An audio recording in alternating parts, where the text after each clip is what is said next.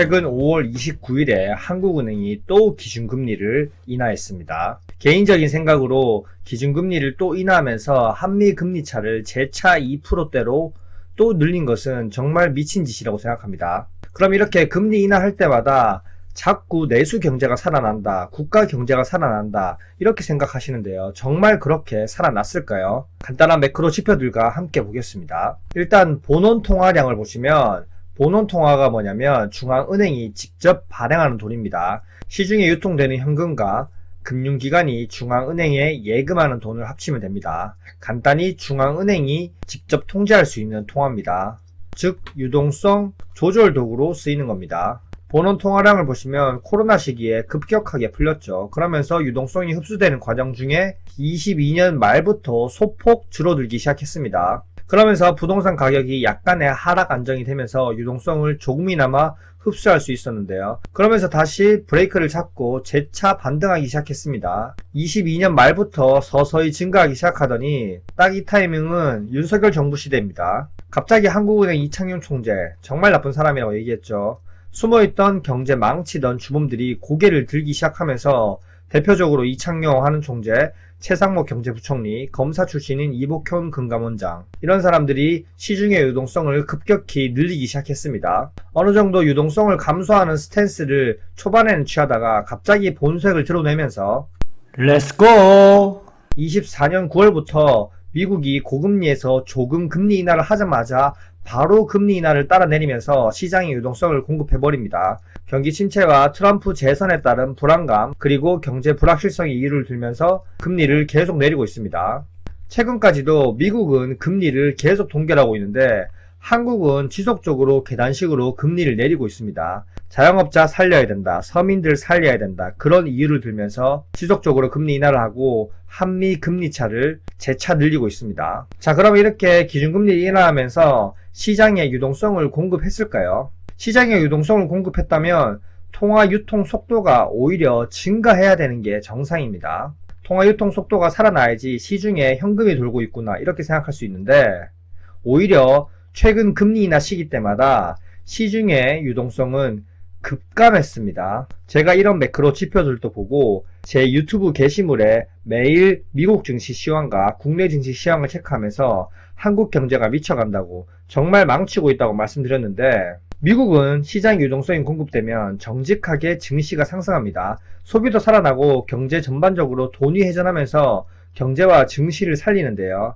한국은 24년 10월에 금리 인하, 그리고 11월에 또 인하, 25년 2월, 25년 5월 계속적으로 금리 인하를 단행했음에도 불구하고 금리 인하한 시기에는 오히려 시중 유동성은 급감하고 돈이 전혀 순환이 되지 않는다는 걸 알 수 있죠.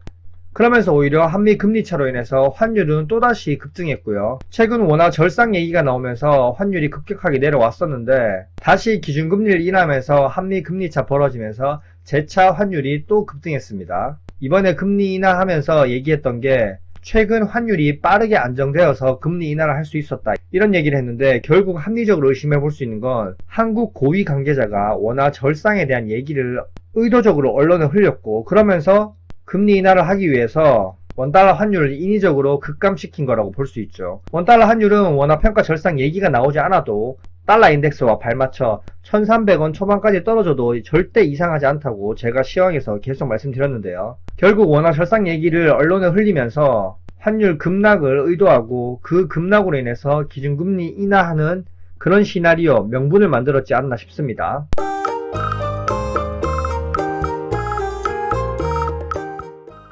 경기 침체를 막기 위해서 금리 인하를 했다고 했지만 부동산 신고가, 언론 기사를 계속 내면서 부동산만 부양하기 위해서 전 국민들에게 영끌을 부추겼습니다. 예금 취급 기간의 가계대출 추이를 보시면 가계대출이 지속적으로 증가했습니다. 최근에 경기가 역성장, 경제 성장률이 1% 미만으로 떨어지면서 상황이 정말 안 좋아지고 있는데 오히려 가계대출은 급증하고 있습니다. 자, 그러면 정부가 시중에 유동성을 공급했고 가계대출이 급증했고 그럼 부동산을 사기 위해서 영끌은 뭘로 합니까? 주택담보대출로 대부분 하죠. 그럼 여기서 유추해 볼 수 있는 건 주택담보대출도 엄청 늘었겠구나 그렇게 볼 수 있는 거죠. 주택담보대출을 보시면 정말 기가 막히게 우상향하고 있습니다. 마치 미국 증시 같습니다. 부동산에 돈이 다 흘러 들어갔고 결국 부동산 하락을 방어해줍니다. 통화유통 속도가 떨어진 이유가 있는 거죠. 전 국민의 연끌 자금이 주택담보대출, 즉 부동산에 다 묶여 있다는 겁니다. 이렇게 정부가 시중에 유동성을 공급해도 주택담보대출에 다 묶여있고 부동산에 연끌했으니 자영업자 폐업 소식이 계속 나오고 있는 겁니다. 금리 인하로 내수시장에 유동성을 공급한다고 얘기했지만 실제로 내수 경제는 엉망이고요. 자영업자도 나라도 빚더미, 그리고 자영업자와 취약층은 연체율이 오히려 계속 상승하고 있습니다. 줄폐업에 곡소리가 나고 있고요. 1분기에 자영업자 폐업 수만 50만 곳이 넘습니다. 지금 코로나보다 더 심각한 경제 상황이라는 겁니다. 주변만 둘러봐도 알 수 있는데 최근 노란우산 폐업 공제금 지급 규모는 코로나 시기에 2배를 넘었습니다. 그리고 신용보증재단이 대신 갚아준 자영업자 빚은 지난해에 2조 4천억을 돌파했고요.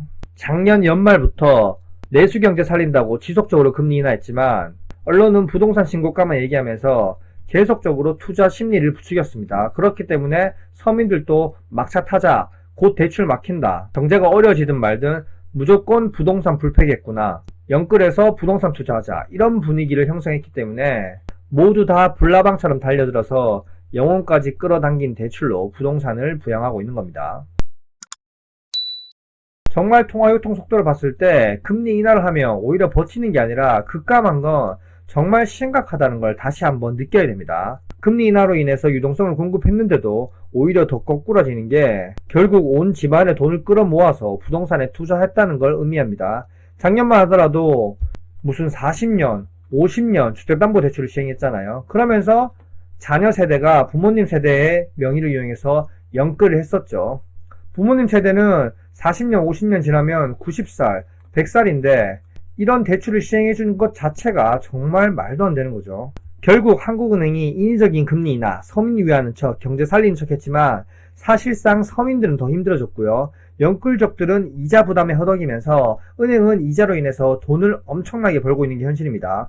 결국 기득권층들은 부동산 침체를 막기 위해서 경기 부양하는 척을 했다. 누구 돈으로? 전 국민의 연끌 자금으로요. 현재 빈부격차는 정말 심각해졌고 부자는 더욱 부자, 중산층들은 서민으로 추락하고 있습니다. 지난 정부에서 부동산 안정시킨다고 표심 모아놓고서 실제적으로 당선되고 나니까 180도 바뀌어서 오히려 부동산 부양하면서 한국 경제에 다 말아먹고 원달러 환율을 폭등시키고, 오히려 최상목 경제부총리라는 사람은 원달러 환율 상승에 베팅하면서 돈을 엄청 벌고 불법 계엄령 선포까지 정말 최악이었습니다. 앞으로 누가 되던지 간에 제발 한국 경제를 살려줬으면 좋겠습니다. 현재까지 내용이 괜찮으셨다면 구독과 좋아요 부탁드립니다. 이상입니다. 안녕.